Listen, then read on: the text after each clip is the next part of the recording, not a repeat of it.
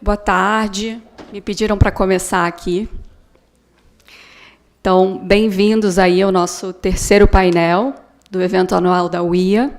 É um grande prazer ser moderadora aqui de vocês, para o nosso painel que vai falar sobre concorrência e trabalho, dos impactos da competitividade por mão de obra no mercado. Queria dizer que é uma grande responsabilidade, né, falar por último aqui, depois desses painéis incríveis que a gente teve hoje. Eu espero muito não fazer feio. Em primeiro lugar, queria agradecer aqui, principalmente nas pessoas da Marcela, da Priscila, da Silvia, pela oportunidade de ser moderadora desse painel, e principalmente por abrirem aí os espaços de protagonismo, né, que isso é muito importante, principalmente para a nova geração das mulheres do antitruste, e eu me coloco aqui dentro dessa nova geração, e agradeço muito aí, e acho que esse é um dos principais valores, né, que a gente tem aí na nossa rede, que é ajudar a nova geração a crescer e a crescer junto. Então, queria agradecer pelo convite e pela oportunidade. Antes da gente entrar aqui no painel, queria só confirmar se a gente tem já a conexão com a Bonnie, se a gente consegue colocá-la aqui no Zoom.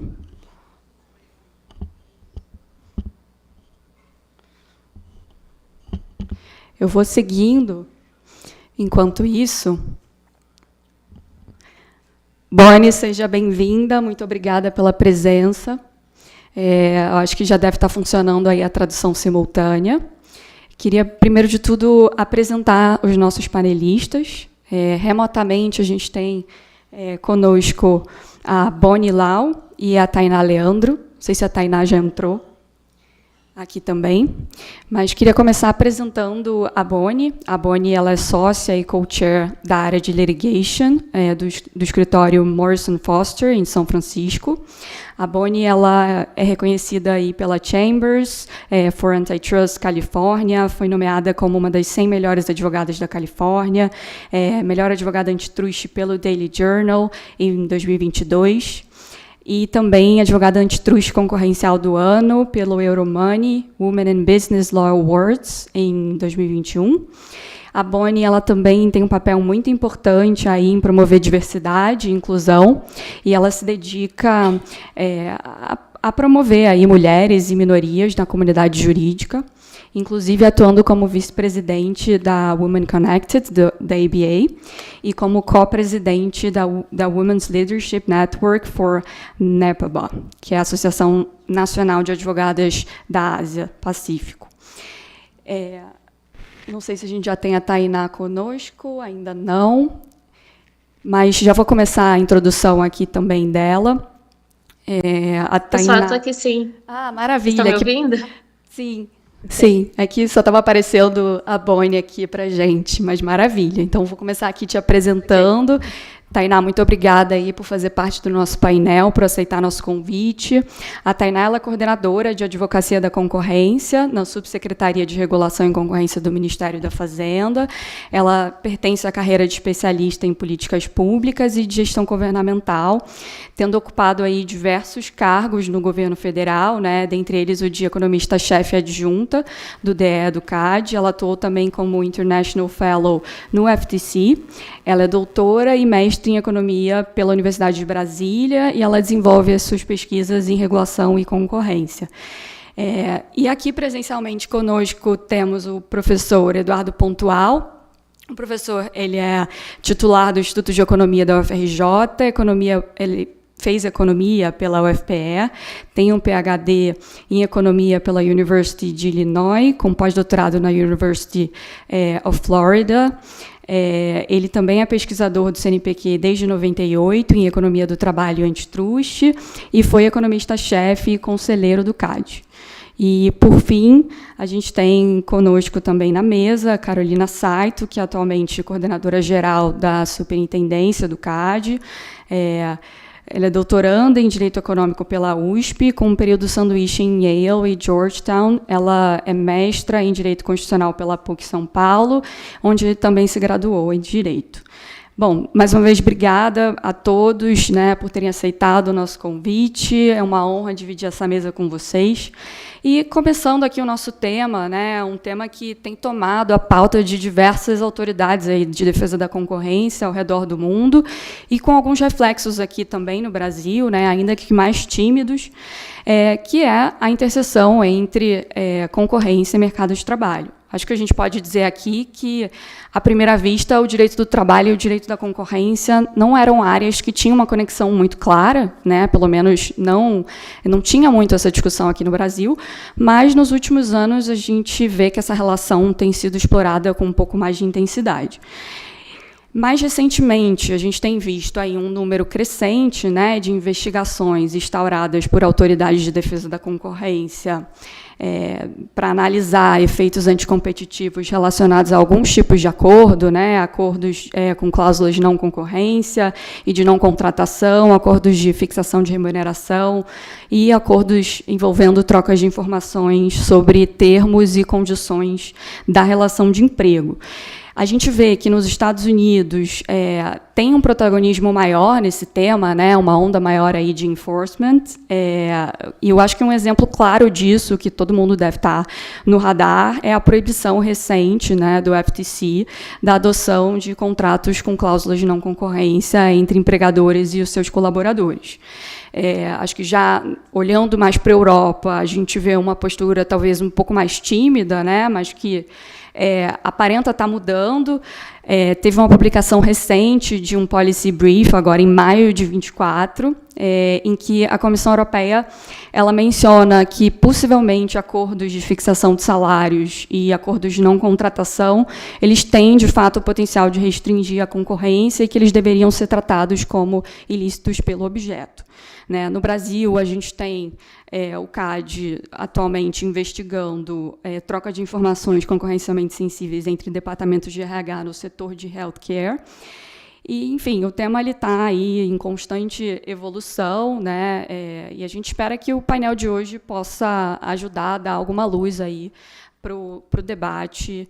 E eu queria passar agora a palavra para a nossa primeira panelista, a Bonnie, para falar um pouquinho sobre os últimos acontecimentos lá nos Estados Unidos, né? Acho que a gente tem visto que, desde o início do governo Biden, tem uma postura um pouco mais combativa, né, de maior enforcement do Sherman Act no contexto de mercados de trabalho.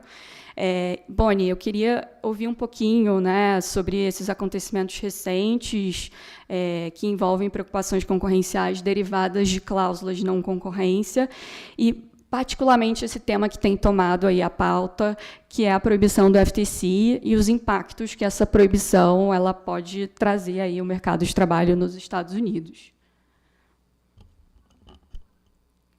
Well, thank you so much for having me on this panel. I'm so excited about the conversation today.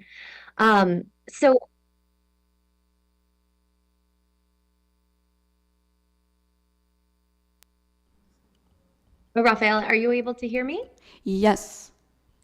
Okay, great. You can go ahead. I guess so you're hearing the translation together, right? Say one more time. Can you hear me now? Yes. Okay, I think perfect. there's a delay in the audio, so I'm not catching you until no worries. Maybe 30 seconds later. I apologize. No worries. So you can go ahead. I'm sorry. To talk about the FTC's non-compete ban? Yeah, correct. Okay, great. Yeah, so I'm sure many of you have seen the headlines. In January of 2023, the FTC issued a proposal subject to a 90-day public comment period, and it outlined a very aggressive rule, completely banning non-compete clauses. This caused quite a lot of consternation in the United States. During the public comment period, the FTC received more than 26,000 comments, which purportedly were taken into consideration in informing the final rulemaking process. And then in April 23rd, the FTC voted to issue a final ban, which did, in fact, closely track the original language of the proposed rulemaking. And so right now, the rule is slated to go into effect later this year. It goes into effect 120 days after it's published in the Federal Register, which is set to be September 4th, 2024. But as we'll hear in just a moment, it's been the subject of a lot of litigation and challenge. Let me just pause. Are you guys able to hear me clearly? I'm getting a little bit of feedback. Yeah, it's perfect. Okay, great. Excellent. So what is a non-compete under the rule? The range of the non-competes that appear to be encompassed by the final rule are extraordinarily broad. And the FTC provided a lengthy list in the accompanying supplementary information that kind of gave different examples articulating precisely how broad a range of practices might be prohibited under this rule. And the agreements are not enforceable regardless of whether they're actually in a contract or a workplace written policy, or even if the restrictions are oral. So it really is intended to be an all-encompassing ban on the use of these non-competes. Now, the definition of non-compete within the rule is equally broad and encompasses even what they call, quote, de facto non-compete clauses.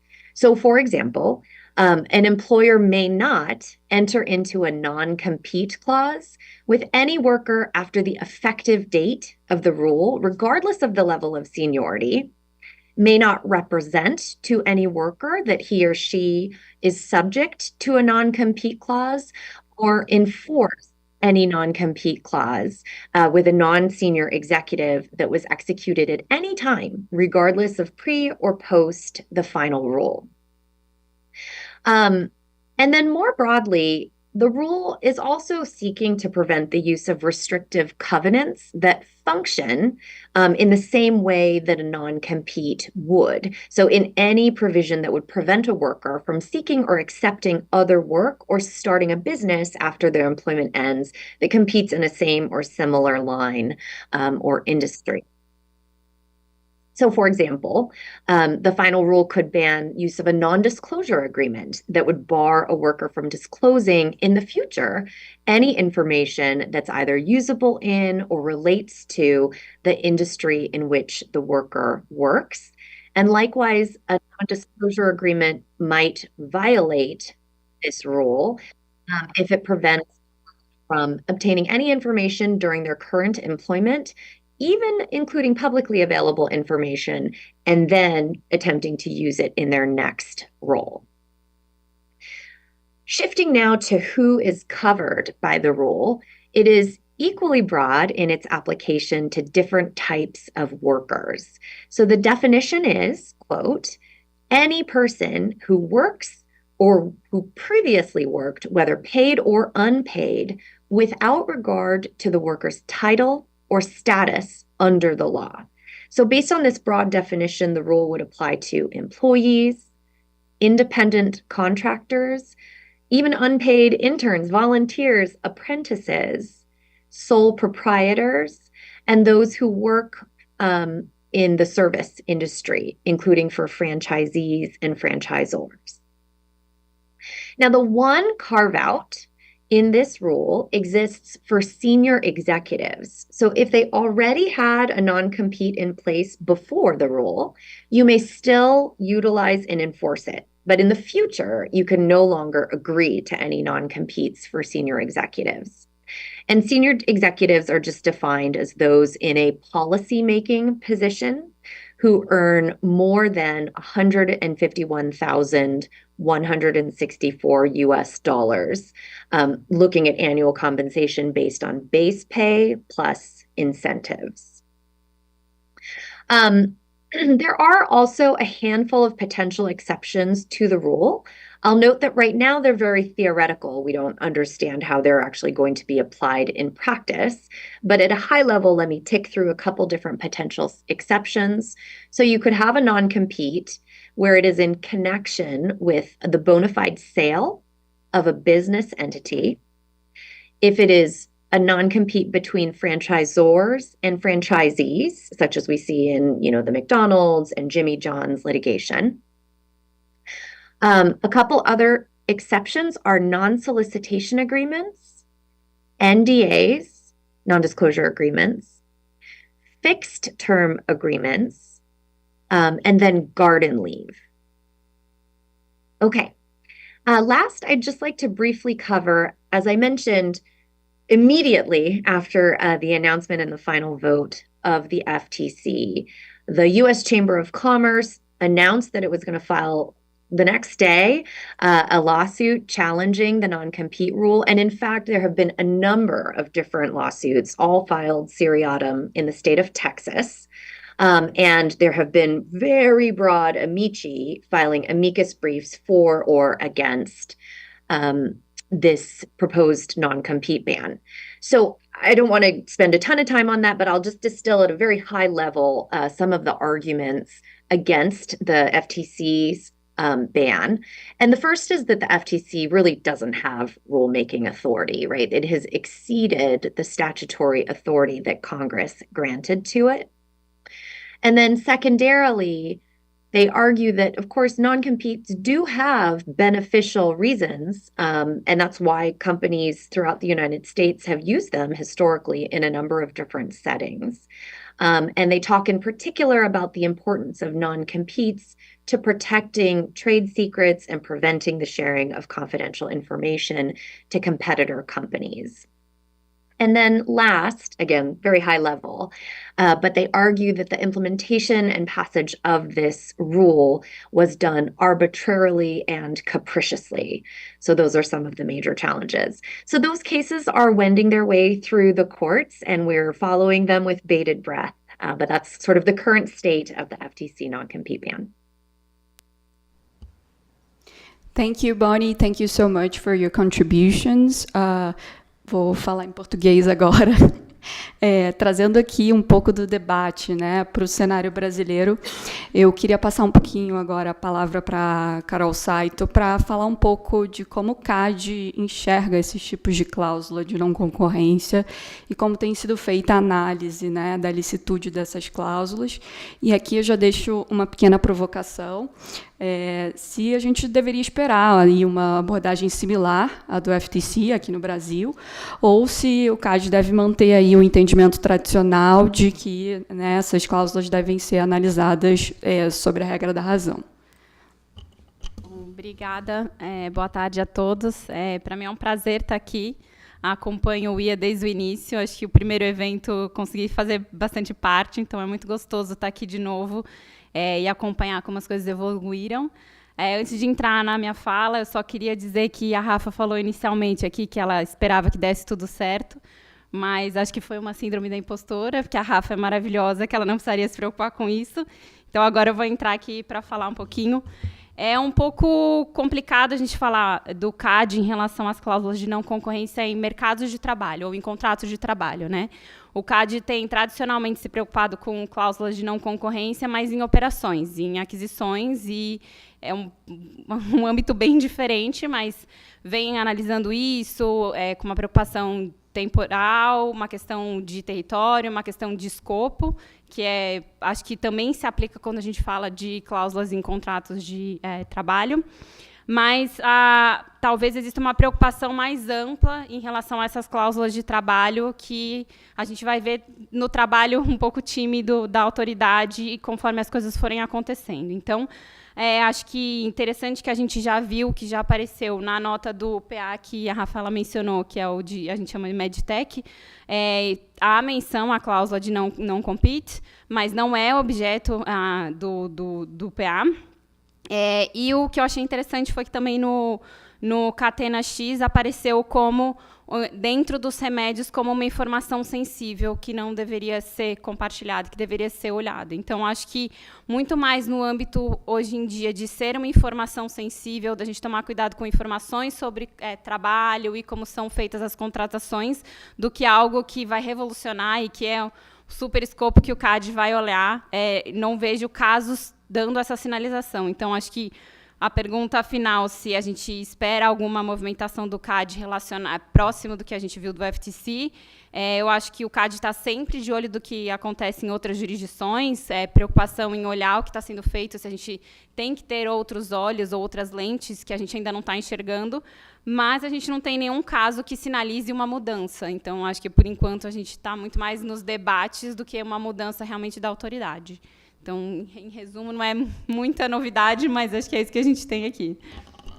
Obrigada, Carol. Obrigada. Entrando agora nos aspectos econômicos, né, dessas cláusulas, a gente sabe que tem diversos aspectos pró-competitivos, né, nessas cláusulas de não concorrência, e queria ouvir agora um pouco do professor Eduardo Pontual sobre a racionalidade econômica dessas cláusulas, né, e fazendo um link também com a fala da Bonnie sobre a proibição lá proposta pelo FTC. Quais seriam, né, os efeitos que essa proibição poderia gerar nos mercados de trabalho?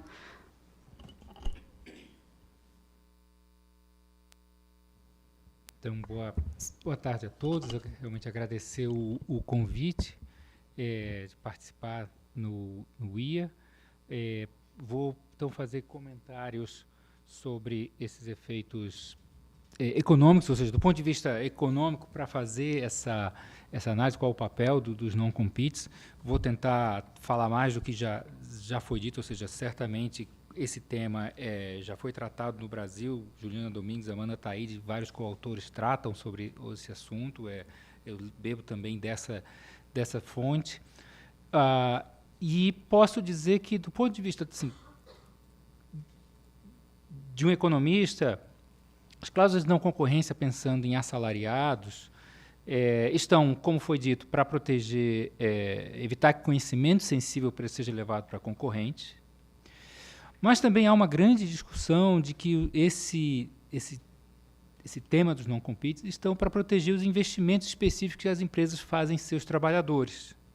Ou seja, imagine a situação onde a empresa recebe um trabalhador, a empresa vai investir nesse trabalhador numa capacitação, num aprendizado de um conhecimento, mesmo que esse conhecimento seja geral, não é que a gente esteja falando em trade secrets ou algo assim, mas logo depois que a empresa faz esse dispêndio, antes que a empresa possa recuperar esse investimento pela melhora da qualidade do trabalhador, esse trabalhador recebe uma proposta e vai para outra empresa. Então, para evitar isso, para manter um incentivo de recuperação desses investimentos que uma empresa teria nos seus trabalhadores, seria uma justificativa de você impedir essa mobilidade do trabalhador para que uma outra firma não fizesse uma carona em cima dos investimentos, porque o efeito final seria que nenhuma empresa teria interesse de fazer essa capacitação, sabendo que, no fundo, isso ia ser apropriado pelo trabalhador e não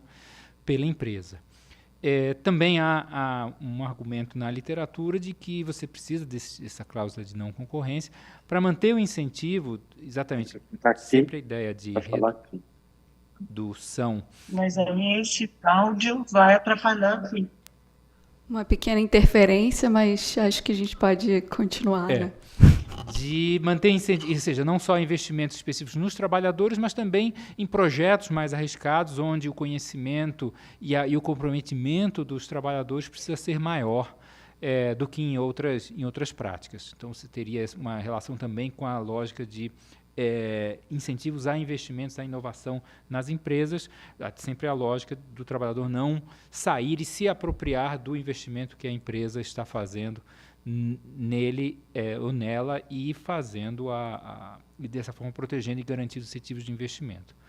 As críticas, por outro lado, vêm de que quando você limita a mobilidade laboral dos trabalhadores, e se vocês quiserem, vocês podem acompanhar aqui, você retira a oportunidade de crescimento de rendimentos para os trabalhadores. Em economia, vocês podem procurar depois esse termo job ladder, a escada laboral, em que grande parte da fonte de aumentos de rendimentos ao longo da carreira de um trabalhador, de uma trabalhadora, é exatamente na oportunidade de troca de empregador e não apenas nos planos de carreiras e salários dentro de uma empresa. Então, quando você limita essa possibilidade, essa mobilidade, você está limitando essa oportunidade de crescimento.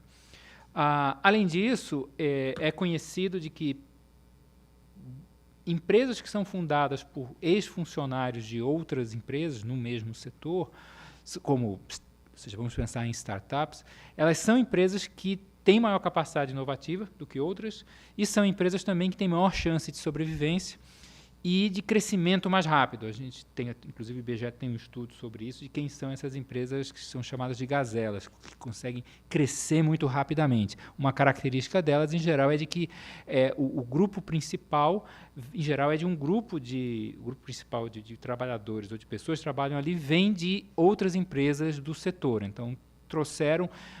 Alguém pode argumentar que tem um conhecimento tácito, ninguém está falando que trouxeram um conhecimento específico, algo que seja protegido, mas um conhecimento tácito de como é uma empresa, como funcionar, que ideias trazer, o que viram ao longo do trabalho e entendem que talvez possam até implementar melhor do que era feito na empresa original.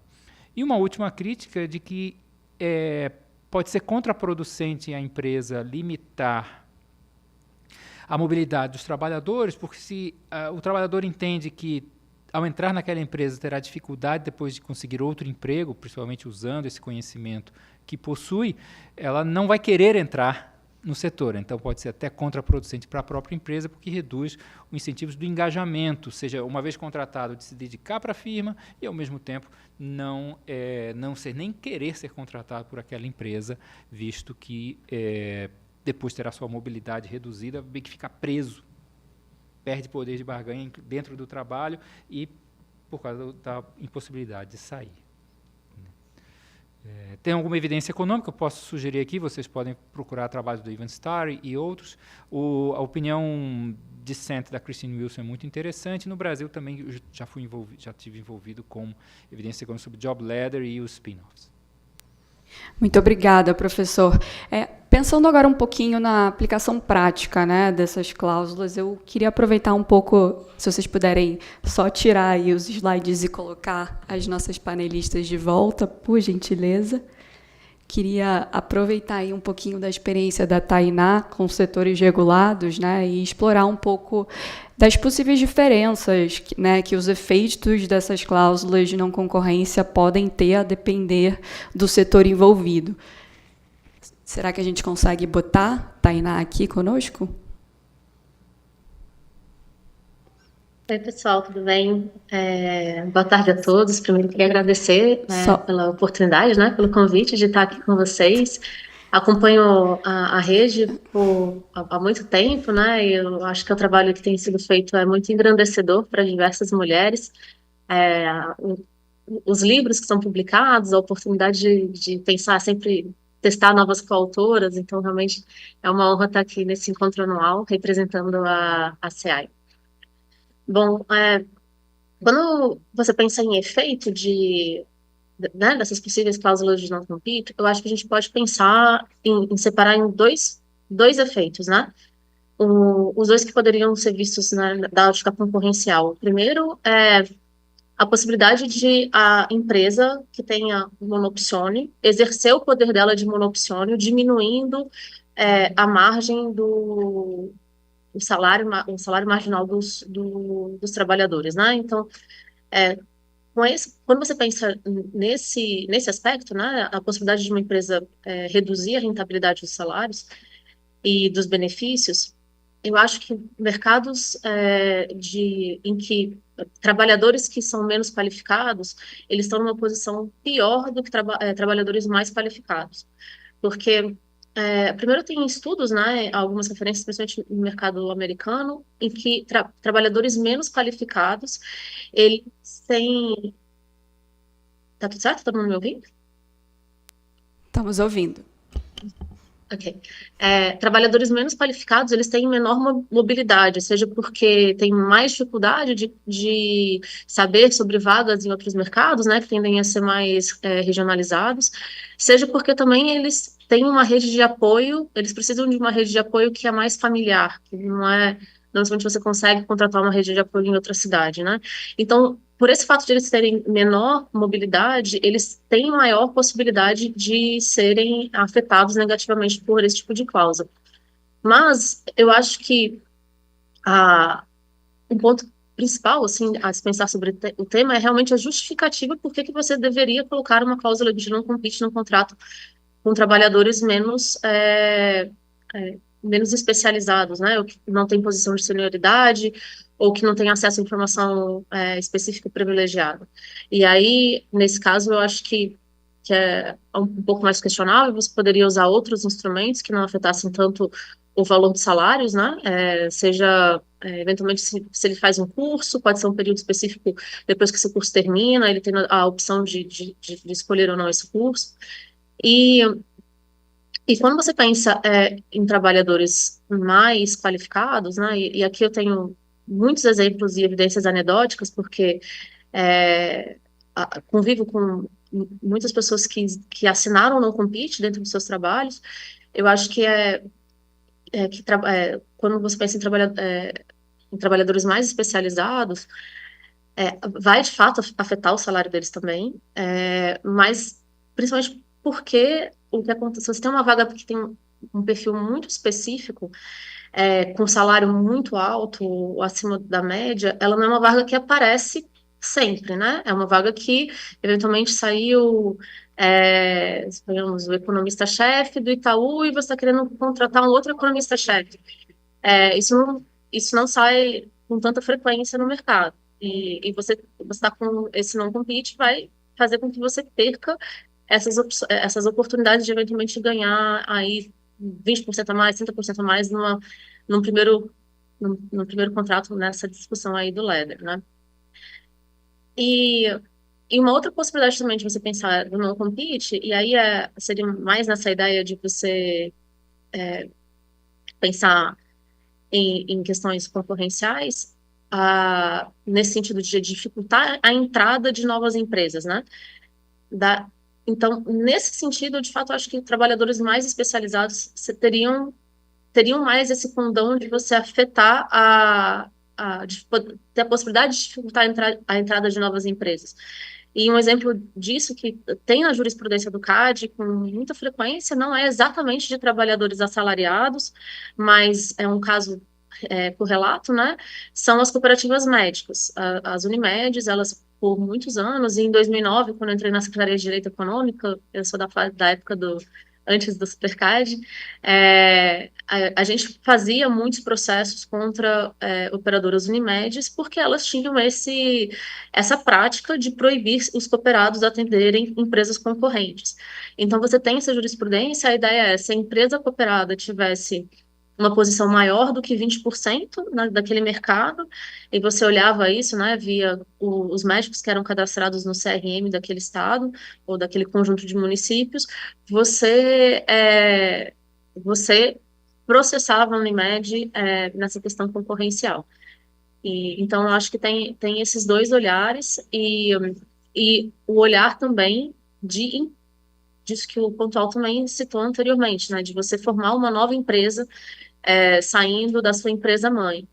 E se você pensar, por exemplo, no mercado financeiro, ou algumas empresas que são da área de TI, tem um conhecido que aconteceu isso com ele, às vezes você é uma empresa que tem, suponhamos, 100 pessoas e você não tem nenhum compete, que foi esse colega meu, aí um grupo, né, o sócio dele decidiu abrir uma outra empresa e tirou 40 pessoas da empresa que ele tinha, né? Então, eu acho que também tem essa dificuldade. Você acaba perdendo um grande número de funcionários, então tem esse incentivo também, não necessariamente por ser uma intenção anticompetitiva, mas de você conseguir proteger e se defender, e que você vai, de fato, conseguir cumprir os contratos que você firmou no futuro, porque, eventualmente, quando você tem uma perda muito grande de pessoal, né, é difícil você recompor com celeridade. Então, acho que são esses dois principais pontos que eu queria colocar. Tainá, muito obrigada pelas suas contribuições. Acho que passando agora para Novo bloco aqui, né, que é um outro assunto importante que a gente tem visto nessa pauta de mercado de trabalho e concorrência, são as discussões envolvendo preocupações concorrenciais em acordos de fixação de remuneração e acordos que tenham trocas de informações envolvendo condições de trabalho, né. Acho que, antes de tudo, antes de entrar aí nos casos práticos, acho que é importante a gente tentar entender um pouco de alguns conceitos, especialmente aí a racionalidade econômica desses acordos. Então, queria pedir um pouco para o professor Pontual explorar essa lógica econômica que está por trás aí desses acordos.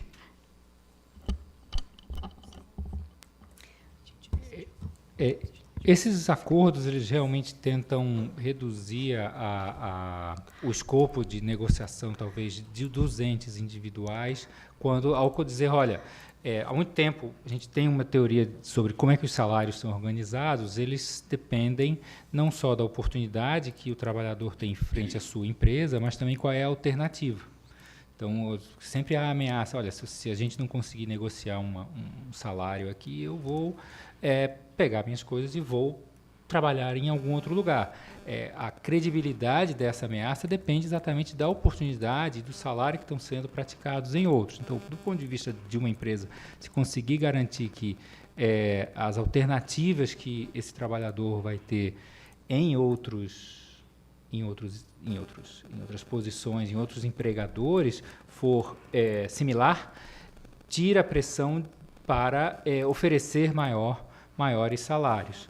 Então, um maior salário nessa negociação, ou ser mais duro na hora da negociação. Então, do ponto de vista da empresa, ela tem interesse de que não haja um leilão por aquele trabalhador, por aquela trabalhadora que tem conhecimento, que faz uma contribuição, mas, ao mesmo tempo, passa a ser disputada por mais de um empregador. Algum acordo ou alinhamento de expectativas de salários similar em vários empregadores vão tirar da pessoa essa possibilidade de uma negociação mais forte frente ao empregador. E se você pensasse que isso pode se repetir, inclusive sinalizando de forma coletiva uma pressão para baixo, para não repassar aumentos de inflação ou manter o poder de compra, isso teria até um benefício melhor para os empregadores. Passando agora um pouco para as questões. Passando um pouquinho agora para as questões mais práticas, a gente vê aí, mais uma vez, que Estados Unidos tem tomado a dianteira nesse debate, né, inclusive nessa parte de acordos de wage fixing, trocas de informações. E a gente tem aí um exemplo claro disso, né. Em 2016, foi publicado um guia nos Estados Unidos para profissionais de RH, e esse guia ele destaca, aí, entre outros aspectos, que trocas de informações sensíveis sobre termos e condições de emprego são consideradas potencialmente ilícitas, especialmente se elas forem periódicas e se elas tiverem o efeito de diminuir o valor dos salários dos empregados. Então, considerando esse protagonismo nos Estados Unidos, eu queria pedir para a Bonnie explorar um pouquinho de como tem sido o enforcement em relação a esses tipos de acordo e quais lições que a gente poderia extrair da abordagem nos Estados Unidos. Thank you. So companies need to be aware that there is really vigorous enforcement of these types of provisions. And I'll take the no poach and the exchanges of competitively sensitive information in turn. So as I'm sure you're aware, in October 2016, the DOJ and FTC issued joint HR guidance stating that the agencies viewed, for the first time, naked wage fixing, no hire, and non-solicitation provisions to be per se illegal under the antitrust laws. And since that announcement, it took a few years, but the DOJ began vigorously prosecuting a number of different criminal enforcement actions on wage fixing and no poach claims. Now, as those cases have worked their way through the courts, unfortunately, the DOJ has lost 3 back-to-back jury trials in U.S. versus Patel, U.S. versus DeVita, and U.S. versus Jindal. And notably, I want to flag Patel because there the court rejected the DOJ's argument that all no-poach agreements are per se illegal market allocation agreements, which likely will significantly hamper the DOJ's ability to continue to enforce no-poach agreements as criminal violations. And perhaps in an indication of this, in November 2023, the DOJ very quietly moved to dismiss its last remaining no-poach criminal case that was pending in federal court, and that was against United Health's Surgical Care affiliates. Now, against the backdrop of those trial losses, the DOJ publicly has still been saying that it intends to continue to prosecute these types of cases criminally. So in October 2023, Deputy Assistant Attorney General Andrew Foreman, he emphasized that the DOJ remains, quote, very focused on labor-related issues in this space, whether around wages, non-competes, no-poach agreements, requirements to see more patients over less time, or other workplace restrictions or conditions. And then similarly, in December 2023, Deputy Assistant Attorney General Doha Meki made clear that the DOJ intends to charge more no-poach cases. And she said she believes those prosecutions will be stronger because of the recent updates to the DOJ's leniency program and their wiretapping efforts. So that's the criminal side. There's also risk on the civil side.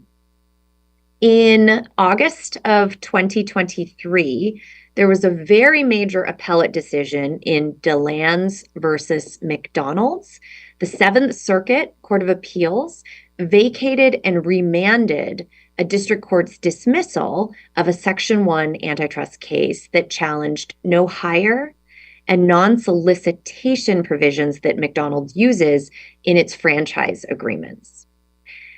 The court held that the district court had not sufficiently analyzed whether or not the per se rule should apply to these types of horizontal restraints, and the allegations in this particular case did not warrant a finding that the clauses at issue were ancillary to a pro-competitive arrangement based on just the pleadings alone.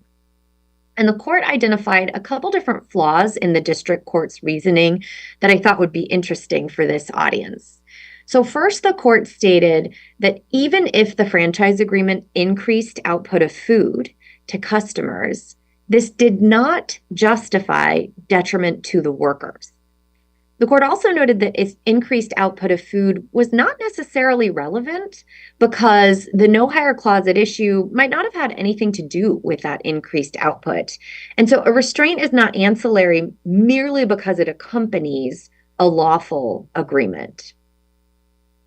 Next, the court questioned whether the no hire clause did in fact increase output, stating that if the clause prevented employees from reaping the gains from the skills that they learned, and instead merely promoted profits to franchisees who were capitalizing on employees' sunk costs, that this would not constitute an increased output as that term is understood in the antitrust analytical context.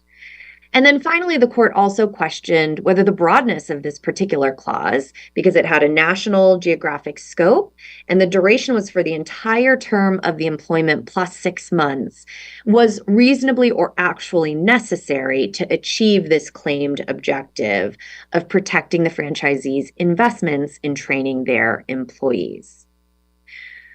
So I think what we can see from the developments on both sides is that non-solicit, no poach, and no hire provisions continue to be a very high-risk active enforcement area. So turning now to the question of exchanges of competitively sensitive information, as I'm sure you're aware, early last year, I think February 2023, the DOJ and the FTC withdrew their prior joint guidance that had created a couple of different safe harbors for the ways that companies could safely exchange competitively sensitive information. And so since then, we've seen a lot of enforcement interest, as well as civil litigation, challenging sort of a new brand of Section 1 cases, right? So there will be exchanges of information that do not include anything to do with price, but they are competitively sensitive. And one area where we're seeing a lot of interest in this is around novel tools like pricing algorithms. So there's a very significant sprawling MDL called RealPage, and the DOJ recently submitted a statement of interest challenging the use of pricing algorithms. So I'll briefly flag some interesting points from that statement and then pass this along. But the DOJ took the position that the court should apply per se treatment to these agreements between RealPage and the companies that used its price setting software, which would have been a really radical expansion of the Sherman Act. And the DOJ argued that unlawful concerted action could be inferred from any invitation to act in concert, followed by acceptance of that invitation. And in the DOJ's view, this could come both from a competitor, or it could even come from a third party acting on behalf of other competitors, as in a hub and spoke conspiracy. And so the DOJ took the position that it should be per se unlawful to knowingly combine non-public pricing and supply information into an algorithm with an expectation that all of the other competitors would do the same. And of course, from the defense perspective, we have taken the position on behalf of one of our clients in the RealPage litigation that this pricing software makes suggestions, but each of us unilaterally makes the decision whether, how to consider and possibly implement the pricing recommendation. And, I do think that the DOJ's position is so sweeping that it might make virtually any third-party pricing tool that requires non-public data inputs to become vulnerable to attack on antitrust theories. And, given the prevalence of using these types of sophisticated softwares, including for pro-competitive reasons, right? Managing your inventory, et cetera, that this is a very challenging position for them to have taken. But again, another high-risk area that we should all be cognizant of. Thank you. Obrigada, Bonnie. Bom, pela sua fala, a gente viu que tem uma série de casos, né, muito mais avançados lá nos Estados Unidos discutindo essa questão, a licitude desses acordos de remuneração e de troca de informações sensíveis. E quando a gente faz esse paralelo aqui no CAD, a gente vê que o nosso principal caso aí é o caso envolvendo troca de informações no setor de healthcare, que eu comentei no início do painel. E esse caso, sem querer colocar a Carol aqui numa saia justa, né, e fazer perguntas que ela não pode responder sobre o caso, acho que a gente pode ir para um debate talvez um pouco mais teórico, né? Esse caso traz aí algumas discussões relevantes, dentre elas a questão da troca de informações concorrencialmente sensíveis como uma infração autônoma, né? E a mudança aí da regra de análise aplicável. Então, queria aproveitar para colocar também uma reflexão aqui e pedir para a Carol comentar um pouco se a gente deveria pensar em adotar alguns instrumentos aí de soft law, por exemplo, algum guia com critérios de análise mais claros, né, com presunções talvez de ilicitude sobre determinados tipos de trocas de informações, para facilitar, né, a análise da autoridade e dar um pouco mais de transparência aí para os agentes envolvidos. Carol, se você puder comentar um pouquinho. Não, pode deixar aqui, acho que essa a gente consegue conversar um pouco mais do que a anterior. Acho que entrando um pouco no que está por trás do caso em si da instauração, para quem não conhece, é um processo que está em andamento ainda na superintendência. Então, a gente teve a nota de instauração, a gente já teve a análise das preliminares, e é nisso que ele está. Não temos uma decisão final nem da SG, muito menos do tribunal. Mas, se a gente olha um pouco em como foi montada toda a argumentação relacionada à troca de informação sensível como uma conduta autônoma, eu enxergo que ela está num contexto, não só Brasil, não só SG, de ampliação. E aí aqui eu vou fazer uma homenagem ao Felipe Roquette, que estava hoje de manhã falando da importância dos conceitos. Eu vejo como uma ampliação dos elementos que compõem o conceito de cartel.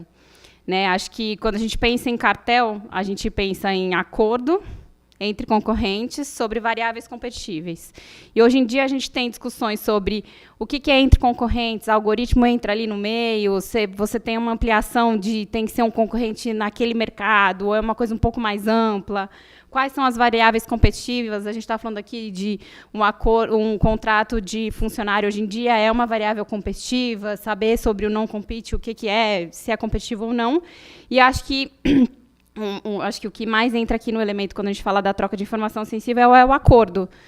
A gente precisa ter um acordo, como antigamente registrado em cartório, uma coisa muito clara, ou se eu tenho uma troca de informação sensível, que ela é sistemática, ela é recorrente, que eu tenho elementos que mostram que as empresas estão agindo de uma forma coordenada, isso é suficiente para eu dizer que, então, a gente tem, não necessariamente a palavra cartel, que, inclusive, não está na nossa lei, ou a gente consegue ver uma conduta concertada de uma forma mais ampla, que aí a gente não precisaria ir para uma análise de regra da razão, e sim pelo per se, porque ela tem essa pegada do problema do cartel de ser uma conduta. Então, eu vejo uma conduta mais problemática, então eu vejo esse o pano de fundo do racional que a gente vê ali nas notas, que a gente já soltou.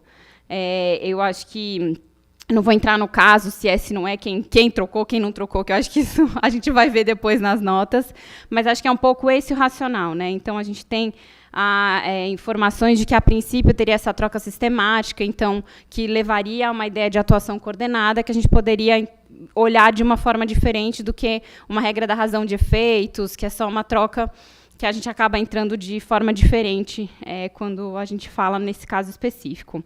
E quando a gente fala de soft law, eu achei muito legal a sua pergunta, porque recentemente a gente fechou uma contratação dentro do PNUD, que é sobre colaboração entre concorrentes, cooperação entre concorrentes, mas tem muita questão de troca de informação sensível. Então, eu imagino que a gente vai ter um estudo que possa vir alguma coisa interessante, que possa dar algum direcionamento ou alguma sensação um pouco mais de previsibilidade, mas, de qualquer forma, eu não acho que a gente sempre precisa ter um guia, alguma coisa, antes de poder abrir um processo ou uma investigação. Eu acho que isso também faz parte, até porque os guias, muitas vezes, eles vêm consolidar algo que a gente vem fazendo há muito tempo. Então, acho que eles são importantes, mas eles não são algo que a gente precisa ter para poder agir em seguida. Então, acho que esses são os principais comentários que eu teria aqui. Obrigada. Um outro ponto aqui que eu queria explorar para o nosso debate, que a gente tem visto muita discussão sobre a lei da igualdade salarial, né, e os impactos que ela pode trazer aí sobre o mercado de trabalho.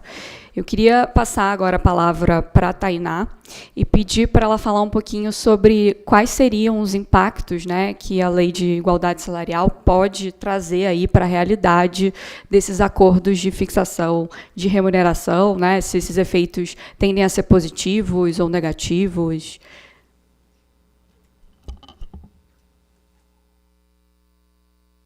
Bom, quando eu comecei a pensar, né, sobre essa questão, eu acho inicialmente que é válido dizer que existe um efeito potencialmente positivo dessa lei, porque se você pensar que o mercado de trabalho masculino, né, ele é mais competitivo, seja porque os homens têm mais mobilidade de mudar de mercado de trabalho, seja por outras características, e você coloca uma regra em que você tem que fazer uma paridade, uma equidade, né, com os salários das mulheres, você traz, você puxa um pouco essa competitividade do mercado de trabalho masculino para o mercado de trabalho feminino. Então, pode ter esse efeito positivo, sim. É claro que isso também, como que será esse efeito, vai depender muito da estrutura do mercado, no caso a caso, não necessariamente será o mesmo efeito, como uma integração vertical, não necessariamente tem o mesmo efeito em todos os mercados, mas eu acho que inicialmente eu começaria pontuando, fazendo esse ponto. O segundo ponto, na lei, que eu achei interessante, que também tem um pouco a ver dessa questão concorrencial, é eventualmente estimular a transparência. Porque na lei define que as empresas têm que colocar um relatório protegendo, né, a privacidade das pessoas, então não teria retorno? Preservando essa privacidade, mas que deveria ter um relatório com os valores de cada função e quais que seriam e quais seriam o valor praticado pela empresa para as pessoas saberem como é que seria se a empresa estaria respeitando ou não essa lei. Mas isso poderia eventualmente fazer uma questão de transparência no mercado como um todo, mas não ficou claro se isso seria transparente apenas para a própria empresa, né, para os trabalhadores daquela empresa, ou seria, porque não está lá claramente que é um site público, né? Você tá falando que lá tem que ser publicado. Então, tirando essa questão da transparência, o outro ponto que discute, né, nessa possibilidade de wage fixing ou alguma coisa desse associado a isso, poderia ser eventualmente de você, das pessoas, saber, diminuir um pouco a variabilidade desses salários e diminuir um pouco também o incentivo das empresas a fazerem grandes ofertas de salários para determinadas pessoas, porque naquele momento que ele fizesse uma oferta de trabalho para uma determinada pessoa, eles teriam que se comprometer de estender esse acréscimo salarial por um número maior de trabalhadores dentro daquela empresa. E ao fazê-lo, você teria, e dado que é uma lei que está pública, você poderia ter um incentivo de todas as empresas entrarem nesse equilíbrio tácito de não fazerem grandes propostas alternativas salariais, né? Mas eu também acho que isso não é um efeito óbvio da legislação, não necessariamente isso vai acontecer, eu acho que é uma coisa que eventualmente tem que ser acompanhada e eventualmente adotar medidas para você mitigar esse efeito negativo, mas eu também não acho que seja uma preocupação que seja muito salutar, né? Eu acho que existe isso num cenário, como se fosse uma discussão acadêmica, né? Mas eu acho que o importante mesmo é você avaliar isso, fazer eventualmente uma análise de resultado regulatório daqui a alguns anos para ver qual que foi o efeito disso. Se foi realmente você diminuir a média salarial ou se de fato foi você permitir com que as mulheres tivessem, né, esse efeito positivo, quase como se fosse uma yardstick regulation, né, que você traz a competição de um mercado mais competitivo para um mercado menos competitivo, e ver qual realmente foi o efeito mais importante. Obrigada pelas suas valiosas contribuições. Realmente é um tema bastante interessante. Acho que o último tema que eu queria trazer aqui para a nossa discussão é a análise da dimensão trabalho em atos de concentração, né? Acho que, tradicionalmente, a gente vê que as autoridades de defesa da concorrência não costumam fazer uma análise aprofundada, né, de efeitos que um ato de concentração pode gerar nesses mercados de trabalho, mas, recentemente, parece que essa tendência está mudando aí em algumas jurisdições, e eu queria chamar a Bonnie para falar um pouco, aproveitando lá nos Estados Unidos, que teve um caso recente, né, em que o FTC ele ingressou com uma ação para bloquear a fusão entre a dona da Versace e a dona da Coach, né, que é a Capri e a Tapestry. E aí, em tese, essa ação teria discutido aí os efeitos negativos que a fusão ela poderia trazer aos salários dos funcionários e também aos benefícios lá dos locais de trabalho. I love this merger. I'm just upset that I don't get to work on it. So yeah, let me give a little background on the deal. So on April 22nd, the FTC sued to block Tapestry's proposed $8.5 billion acquisition of Capri, alleging primarily that the deal would eliminate head-to-head competition and give Tapestry a dominant share of the accessible luxury handbag market. So the FTC bifurcates the market and notes that Tapestry and Capri compete in a number of different sectors, such as clothing, eyewear, shoes. But the place where they're the most interested and competition is the most vigorous is for the, quote, accessible luxury handbag segment, where Tapestry's Coach and Kate Spade brands compete with Capri's Michael Kors brand. The FTC also includes some language labeling Tapestry as a serial acquirer. So with respect to the aspects of the merger that are of the most interest here, I'll flag some of the FTC's concerns. The FTC asserts that the proposed merger would harm workers in the industry, and in particular, hourly non-unionized workers. So the complaint tracks very closely with the agency's new merger guidelines, and those, of course, as we all know, devote quite a bit more attention to a merger's potential harm to labor markets. I'll flag that that's also in parallel to what we're seeing in a lot of the DOJ second requests, which ask very detailed additional information, both about labor itself and then the potential harm to the workers that are going to be impacted by any particular merger or acquisition. The FTC press release also announced, quote, "The deal threatens to eliminate the incentive for the two companies to compete for employees and could negatively affect employees' wages and workplace benefits. Post-acquisition, the combined Tapestry and Capri would employ roughly 33,000 employees worldwide." And turning back to the complaint, one thing that they flagged specifically is that Capri followed Tapestry's decision to raise hourly rates to $15 an hour. And both companies maintain that their employees give them a competitive advantage for selling accessible luxury bags. Couple comments from interested commentators. MLEX took the contra defense position and argued that the FTC lacks both anecdotal evidence and a thorough market definition, like what we saw in the lawsuit against Kroger Albertsons. And publication Capital Forum argues that Judge Rochon has shown a willingness to side with workers when precedent dictates. So going back to your actual question, I think it's still an open question whether they're really conducting this kind of in-depth analysis of monopsony power, but certainly labor markets are a very high priority and they look carefully at the potential ramifications of any deal on workers.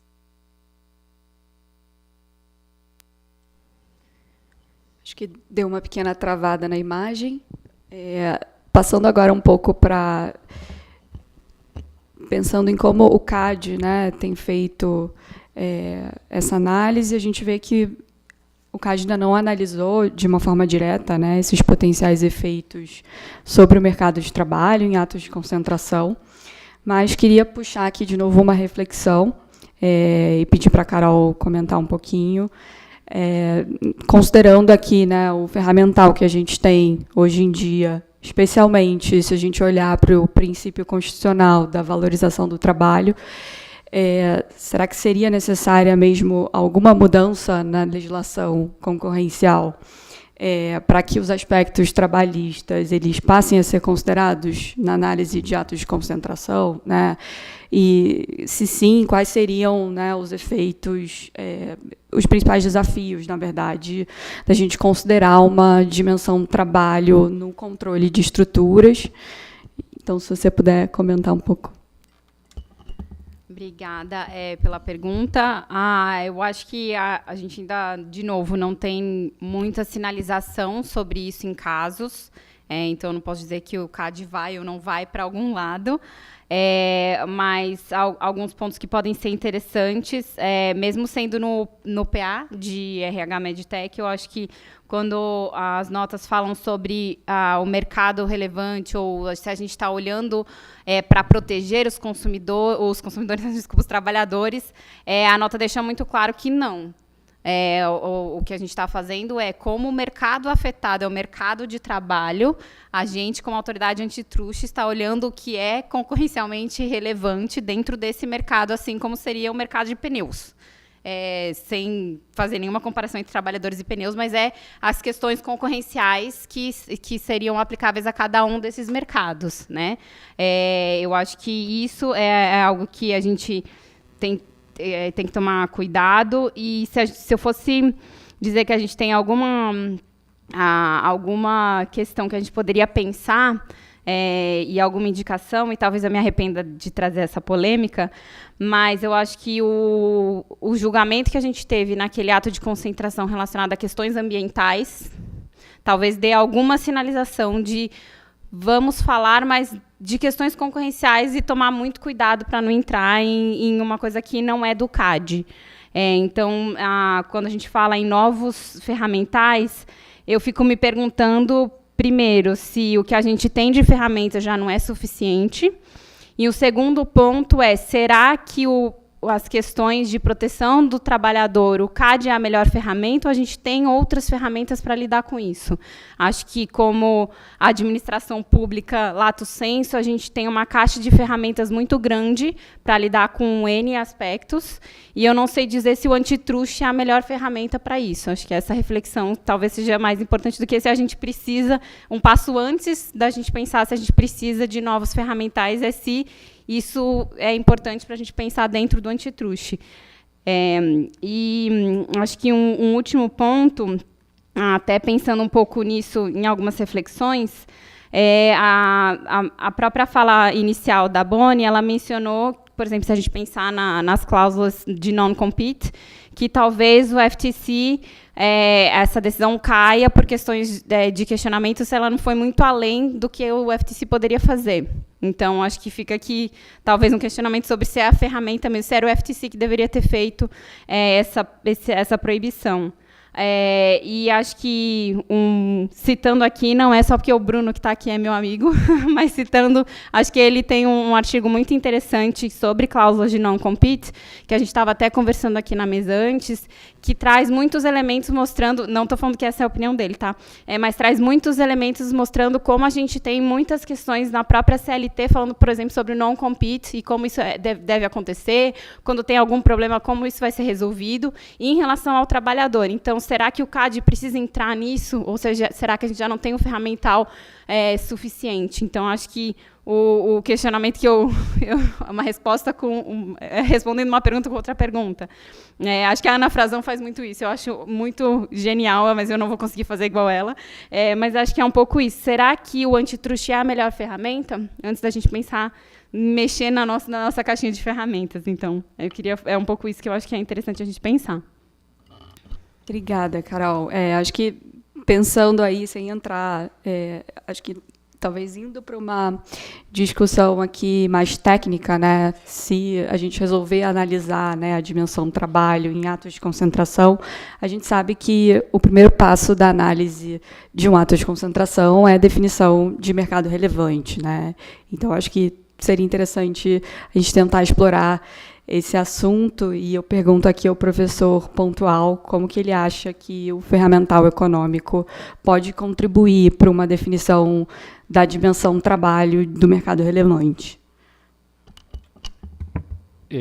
Eu acho que a primeira coisa a pensar são dois elementos. Primeiro, que o trabalho é um insumo como outros. Então, a autoridade já tem experiência de... Depois eu vou qualificar essa expressão. O trabalho é um insumo. E nós já vimos em várias situações, em mercados, por exemplo, agrícolas, pecuária e outros, a preocupação, sim, do que acontece com o mercado de insumos, refletindo no mercado de produtos. Da forma como eu vou trazer a análise, não há uma novidade no sentido que o trabalhador é um bem a ser, o trabalho, o trabalhador é algo a ser protegido em si, mas se nós pensarmos no que acontece na ponta final com o consumidor, que seria o mandato previsto, usual, ou reconhecido normalmente pelo CAD, você pode ter sim essa preocupação do que acontece no mercado de insumos com o efeito no mercado de produtos. Isso porque, já vou chegar na parte de mercado relevante, você tem a preocupação de que, muitas vezes, a capacidade do comprador de pressionar preços mais baixos vem, na compra do insumo, vem na restrição da compra.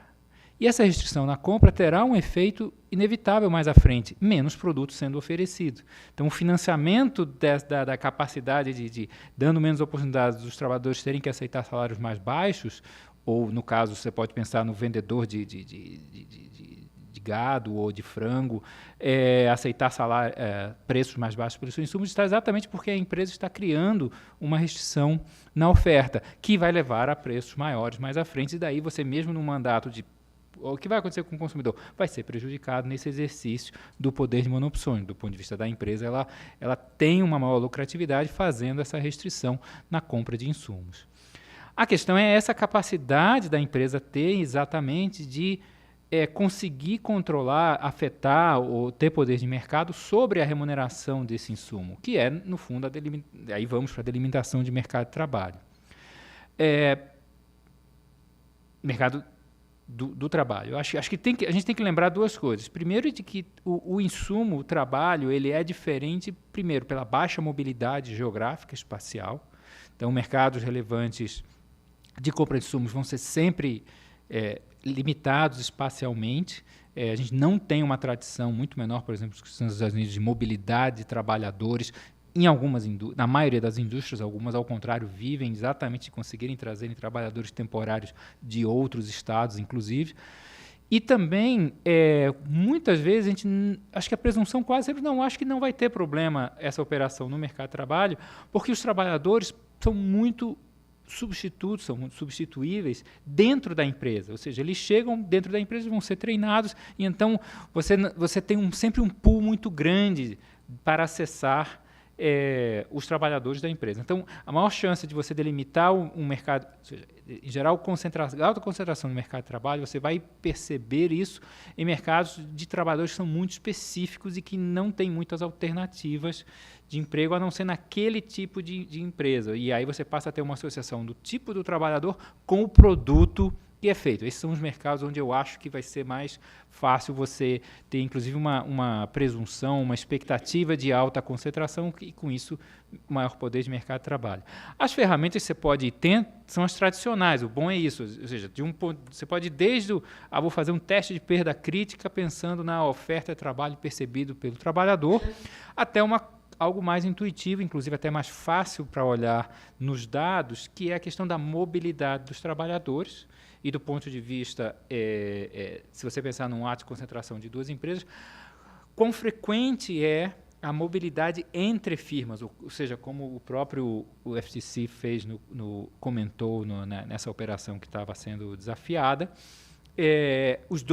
esses dois empregadores, eles roubavam muito trabalhadores um do outro, os trabalhadores trocavam muito de empregos de um para o outro, então você vê que eles seriam concorrentes próximos, exatamente pelo lado agora da oferta, da compra do insumo, muito análogo ao que a gente faz do ponto de vista de produtos diferenciados, olhando taxa de desvio. Então, acho que não há muitas surpresas, embora certamente talvez uma presunção de que, em geral, essas fusões em mercados não vão gerar preocupações em compras de insumos e, além disso, no insumo chamado trabalho, pela mobilidade de trabalhadores, pela fungibilidade, o tipo de trabalhador que pode ser contratado. Aí começam as exceções, exatamente quando você tem, primeiro, o vínculo do produto com o insumo, ou seja, o trabalhador da saúde, só vai poder ser contratado por equipamentos de saúde. E aí você começa a ter uma preocupação, então, olhar o que acontece no mercado de produto pode ter uma similaridade com o que está acontecendo em termos de concentração e estrutura no mercado do insumo. Perfeito. Se a gente considera, né, esse cenário em que a autoridade ela passa a considerar o mercado de trabalho como um mercado específico da operação, né, isso pode gerar aí efeitos significativos. E aí eu queria perguntar para a Tainá sobre a perspectiva mais de advocacy, como que essa inclusão da dimensão trabalho nas definições de mercado relevante poderia ser calibrada, né? Será que seria o caso de, antes da autoridade tomar uma decisão como essa, né, no caso concreto, de talvez conduzir um esforço de advocacy, até mesmo para talvez deixar mais claros aí os critérios que serão analisados nos casos específicos?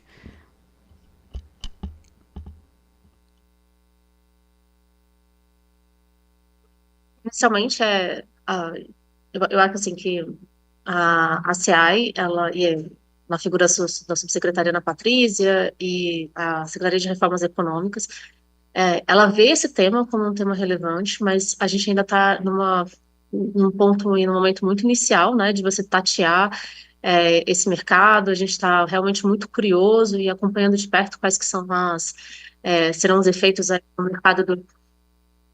mercado americano. Eu acho que isso vai ser um exemplo muito interessante de, inclusive, que tipo de conceito e que tipo de discussão a gente pode trazer aqui para o mercado brasileiro, em que tipo de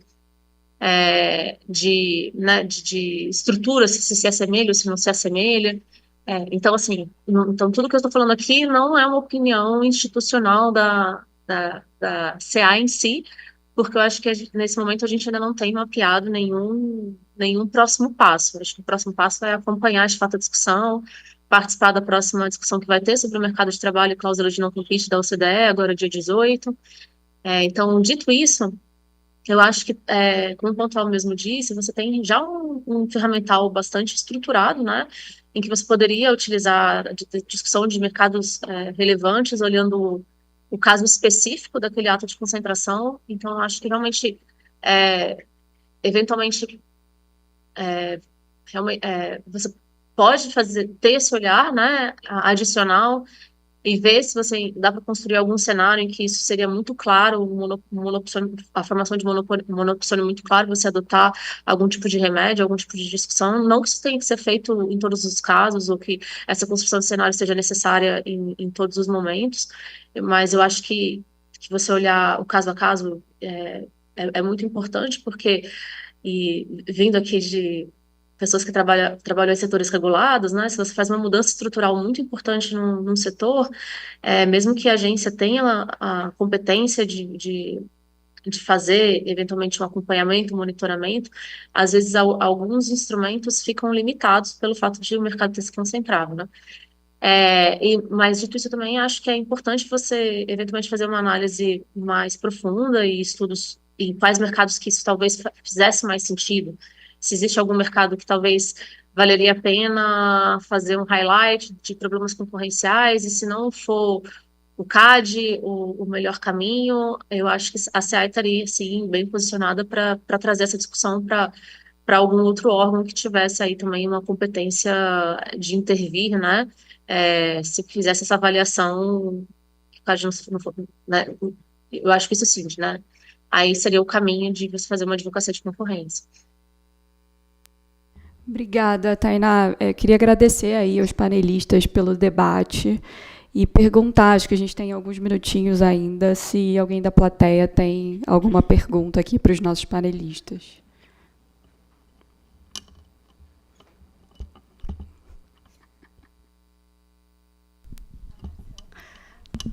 Gente, tem um microfone aqui no fundo, então, por favor, se alguém quiser fazer perguntas, eu vou aproveitar a prerrogativa de estar com o microfone na mão e vou fazer uma. A Carol chegou a comentar, né, que a gente tem um pouco essa discussão que está acontecendo cada vez mais, que eu acho que atinge, no caso que a gente tem no CAD, pelo menos, né, até hoje, a gente tem um pouco essa dimensão dessa, vamos dizer assim, migração dos casos mais tradicionais de, enfim, acordos colusivos, cartéis, etc. A gente consegue ver uma migração, né, no resto do mundo para preocupações mais voltadas para trocas de informações, acessos a informações de concorrentes e tudo mais. E acho que, enfim, isso é sendo, enfim, né, uma grande, assim, partidária de temas de igualdade salarial como um todo, a gente sempre se vê em alguma medida aqui em um dilema, né? Porque quanto, em tese, né, mais transparência a gente confere para a igualdade salarial, a gente cria, enfim, incentivos para que problemas, né, de desigualdade entre homens e mulheres, por exemplo, sejam, em tese, solucionados. Por outro lado, né, surge essa dimensão de que, se isso for uma variável concorrencialmente relevante, em que medida que você está impactando essa variável e, portanto, gerando um alinhamento de mercado que, inclusive, né, pensando do ponto de vista das mulheres, no limite pode fazer com que os salários sejam menores para todo mundo e menores, inclusive, para as mulheres que já tendem a ser prejudicadas nesse contexto. E aí, assim, não para uma pessoa especificamente no painel, mas acho que se vocês puderem comentar um pouco a percepção, se vocês veem mesmo esse movimento, né, de, digamos assim, migração dos casos para essa dinâmica mais focada em outros aspectos que podem gerar eventual coordenação e alinhamento de mercado, e um pouco essa tensão, né, entre os temas da transparência na igualdade salarial e que é, enfim, necessária para a gente conseguir esse objetivo de política pública que é muito importante e como que isso pode eventualmente impactar o antitruste. Obrigada. Mais perguntas? Uma pergunta talvez mais focada para o Pontual, que tocou esse tema, mas, obviamente, a todos da mesa. Um ponto que o Pontual mencionou a respeito da taxa de mobilidade dos trabalhadores antes da operação de concentração econômica. Esse tema, eu tive a alegria de ouvir anteriormente o Pontual falando sobre esse tema e aproveito para divulgar aí sobre esse tema a pesquisa da Júlia Braga, que foi minha orientanda de mestrado da UNB, que fez uma pesquisa belíssima sobre como incorporar eventuais parâmetros, né, de direito de trabalho em análise de atos de concentração. Mas eu queria entender especificamente, Pontual, eu sei que você estudou bastante sobre isso, qual que seria a métrica? Seria uma análise de qual que é o índice de mobilidade dos trabalhadores antes da operação e identificar como que isso seria o resultado depois da operação? Queria entender um pouquinho do operacional, como que você já viu isso acontecendo. Alguém quer começar? Talvez a segunda pergunta, já que a gente já teve um endereçamento aqui para o professor Pontual. Tá bom. Eu acho que eu começaria olhando realmente a taxa de rotatividade, ou seja, a proporção de trabalhadores que entra e sai da empresa. Desse total, entender a taxa, vamos chamar a taxa, vou fazer a análoga, a taxa de desvio que seria da empresa A para a empresa B. Se você pensar no ato de concentração, qual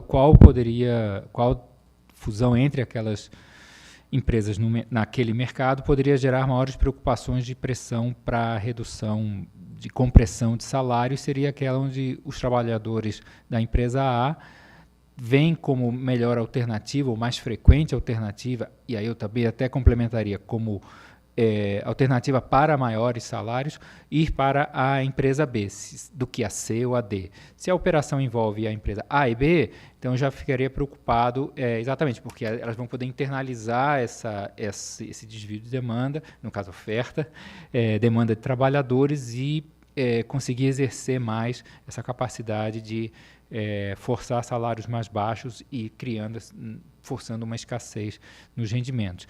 Sobre valores em si, eu não tenho ideia do que seria grande ou pequeno o suficiente, e aí eu vou sair pela esquerda dizendo, que nem como taxa de desvio, qual é a taxa de desvio grande o suficiente? Talvez você precisasse calcular um GUP do ponto de vista, eu não sei se alguém já tentou fazer isso, mas imagino que sim, até não é muito difícil analiticamente imaginar do que seria acontecer, mas eu iria por aí, ou seja, e essas taxas de transição, de mobilidade, são facilmente calculadas no ponto de vista, se forem empresas formais, porque você tem informações como a RAIS para fazer esse monitoramento e acompanhamento do próprio. No pedido de informação do CAD seria muito transparente e rápido isso acontecer.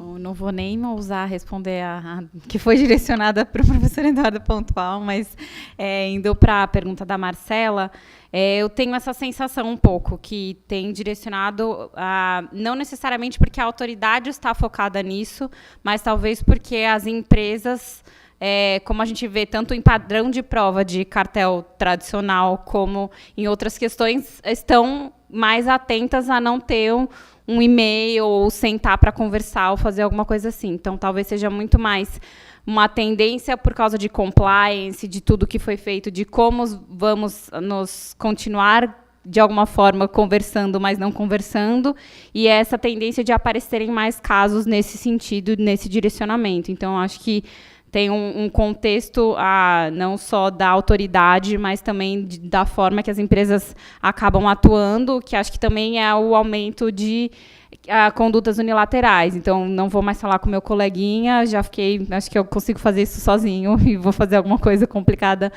sozinha. Então, acho que é um pouco nesse racional de gato e rato, como veio um pouquinho ali, vamos mudar aqui, e acho que eu vejo um pouco nessa tendência mais por causa da mudança da atuação das empresas. Não sei.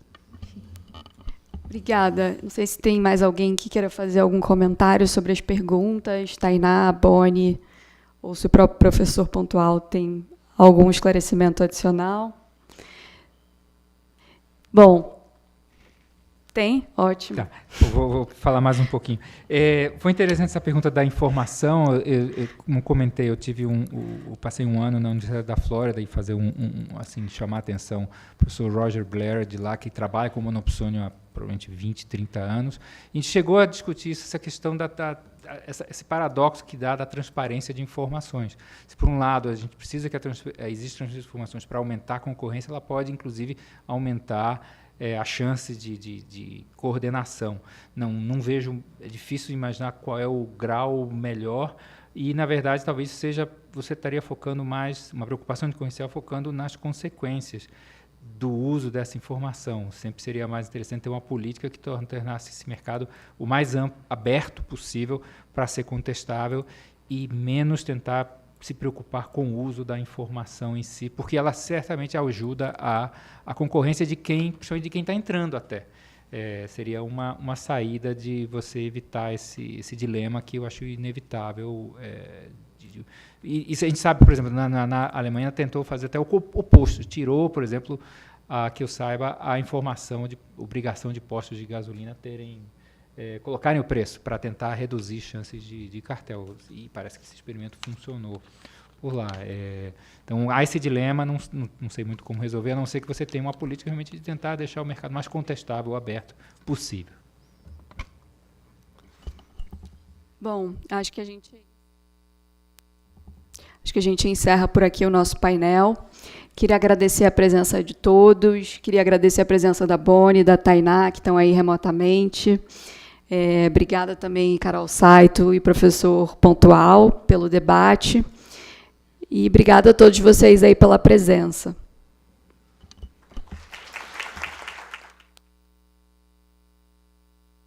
Muito obrigada, pessoal, pelo convite. Boa noite a todos.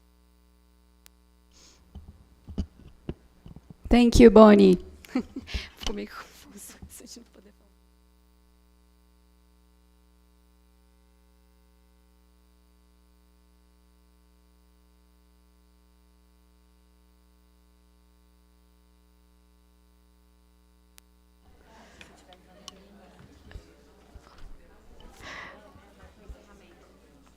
Pessoal, se vocês puderem esperar, desculpa o susto, se vocês puderem esperar um pouquinho, a gente tem aí alguns avisos importantes para fazer.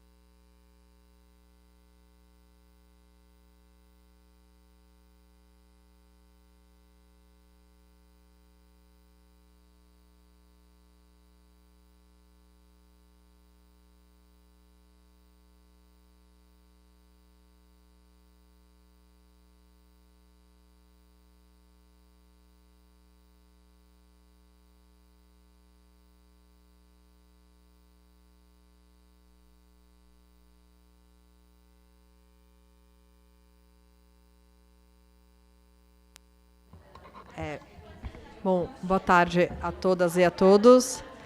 A gente gostaria agora só de passar a gente vai passar só mais alguns recados para todas e todas aqui, e fazer um fechamento do nosso evento.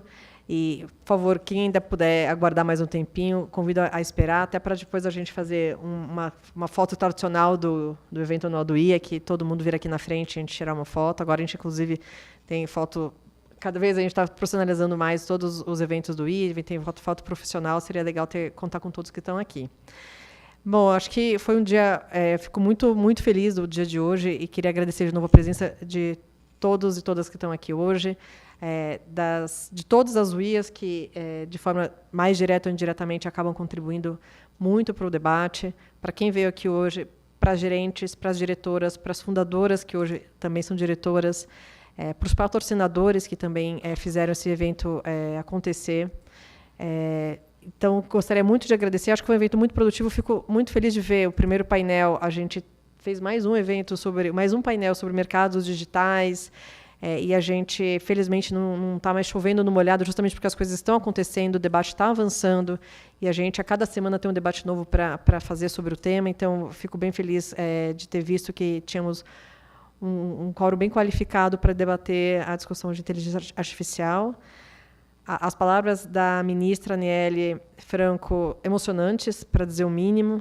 Acho que, mais uma vez, tivemos um evento que prende a atenção de todo mundo e prende o coração de todo mundo também. E acho que são esses momentos que fazem esse evento anual também valer muito a pena o deslocamento daqueles que vieram até aqui, daqueles que acumularam trabalho para ficar o dia inteiro assistindo palestra em vez de tocar a vida. E, na parte da tarde, acho que também a gente teve 2 painéis muito importantes.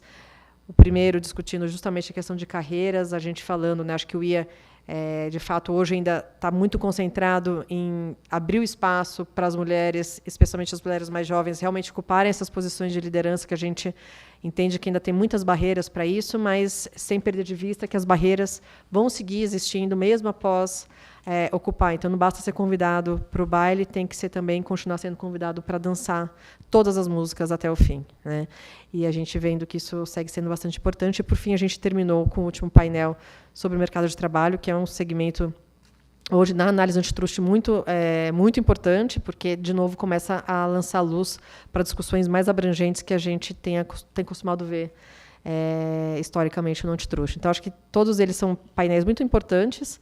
A gente tenta fazer nesse formato de ter discussões mais técnicas, mas também misturando com discussões de gênero, de inclusão, de diversidade. E acho que o segundo evento que a gente faz depois da pandemia, que acaba tendo bastante audiência presencial, a gente fica muito feliz com isso. Depois vai ficar gravado, vai ficar disponível para todo mundo poder rever, circular.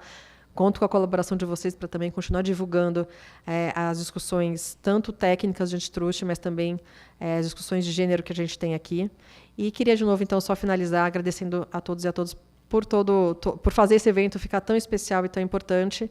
E espero que nos próximos a gente possa contar cada vez com mais pessoas e também com o público masculino, e contribuindo cada vez mais para as reflexões aqui, não só para ouvir um pouco as mulheres, mas contribuir também para as reflexões e a gente poder avançar mais nessa pauta. Obrigada. Oi, pessoal, boa noite. Meu nome é Elisa. Eu vim agradecer o espaço aqui dentro do evento e divulgar o IA Juniors, que está no slide para vocês. O IA Juniors é uma iniciativa da Diretoria de Desenvolvimento. Desde 2022, a gente está com um grupo super ativo. O objetivo é justamente dar mais oportunidade para quem está ainda na graduação, no início da carreira profissional, da carreira acadêmica. Eu vi várias pessoas, roxinhos conhecidos aqui do grupo. Fiquei muito feliz de vocês estarem participando. E eu queria também convidar quem ainda não faz parte do grupo a participar. É muito fácil, tem um QR Code para vocês se inscreverem no link. E a gente está com várias iniciativas nesse ano. Nós já contamos com mais de 250 meninas dentro do grupo. E todas elas podem fazer parte de eventos exclusivos do IA Juniors. A gente tem a iniciativa, óbvio, de networking, então o grupo é um espaço seguro para todo mundo que quer tirar dúvidas, que quero escrever um artigo, alguém quer escrever comigo, então é um espaço seguro para todas. A gente também tem eventos temáticos, então Então, já tivemos um evento sobre carreiras, evento sobre estudos no exterior. Então, são eventos esporádicos sobre temas diversos. E temos 2 iniciativas principais. O Clube do Livro, a gente já teve a oportunidade de receber diversos nomes. A professora Juliana Domingues está aqui, participou com a gente na sexta-feira passada. E é um evento super legal em que todos podem ter contato mais de perto e tirar dúvidas sobre um determinado artigo, mas também sobre a trajetória de pessoas super relevantes e interessantes na área do direito concorrencial. A Silvia também participou do nosso Clube do Livro ano passado. E esse ano a gente está, no segundo semestre, a gente vai ter uma nova iniciativa, que é o Escrita Acadêmica. Então, a gente está bem animada para trabalhar com vocês, tirar dúvidas sobre metodologia, sobre pesquisa, temas de artigos importantes, como submeter um artigo. Então, eu sugiro que quem ainda não está inscrito no grupo se inscreva. E aí, é isso. Então, apresentando brevemente o IA Juniors para vocês. Espero que todos possam entrar, fazer parte e contribuir ainda mais com esse grupo. Obrigada.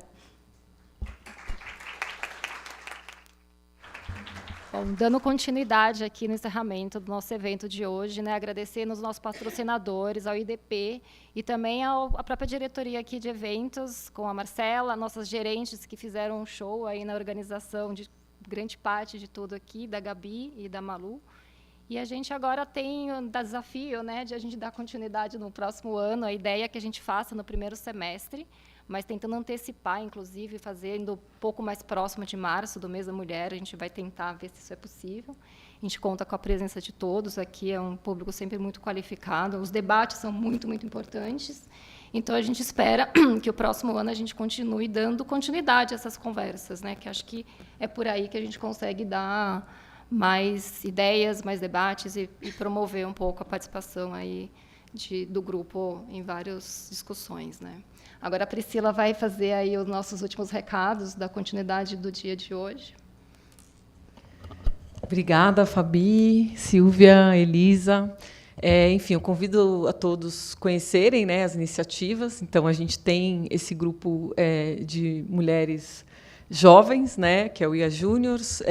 A Diretoria de Desenvolvimento trabalha também com o IA Mentoria, que é um programa muito emocionante, né? Quem fez parte, eu ouvi alguns depoimentos ontem, conversando com as nossas gerentes, depoimentos emocionantes de pessoas que contaram realmente como a IA mudou a vida delas, né? Algumas passaram a trabalhar no CAD, outras na iniciativa privada, enfim, conheceram o direito da concorrência por meio dessa iniciativa, né, de júniors e de mentoria.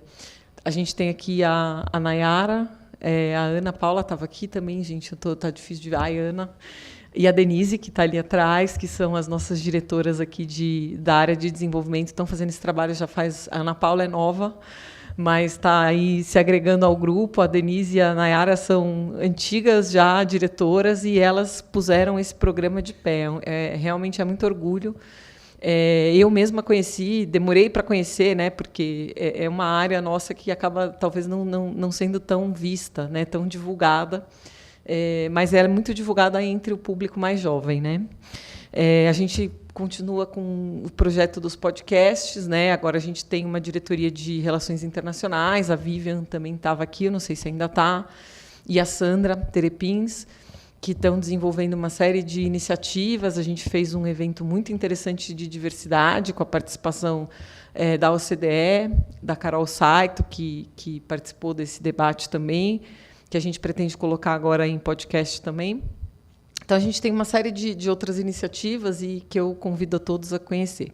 E, nessa linha, eu queria convidar a todos para, na sequência aqui, a gente vai só fazer uma mudança aqui dos logos, da sala, porque o nosso evento anual se encerra, e a gente vai ter o coquetel de premiação do IA Raizen, é o 6º livro, né, que a gente está lançando, e as autoras, os 3 primeiros lugares, né, as 3 primeiras colocadas vão ser conhecidas agora. A gente vai ter a participação aqui de algumas autoridades. Na verdade, o evento está oficialmente marcado para 7, mas a gente pede para quem puder ficar, quem tiver um pouquinho de paciência. A gente vai começar daqui uma meia horinha, no máximo a gente já começa a servir um coquetel e canapés, enfim, espumante. Então, a gente queria convidá-los todos a participarem, e esse coquetel ele é o prêmio ele é oferecido esse prêmio, esse coquetel pela Raizen.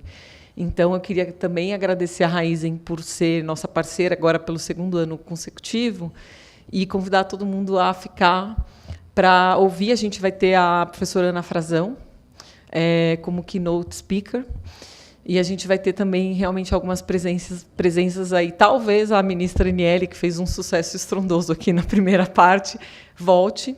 Eu ouvi esse boato, tá? Não vou, não confirmo nem nego, mas ouvi que eventualmente ela voltaria para o coquetel.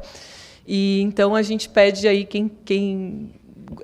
todos convidados, convidadas para participar desse prêmio. E aí, com isso, eu encerro o nosso evento anual. Agradeço a participação de todos, principalmente dos patrocinadores desse evento, sem os quais a gente não teria conseguido colocar tudo isso de pé.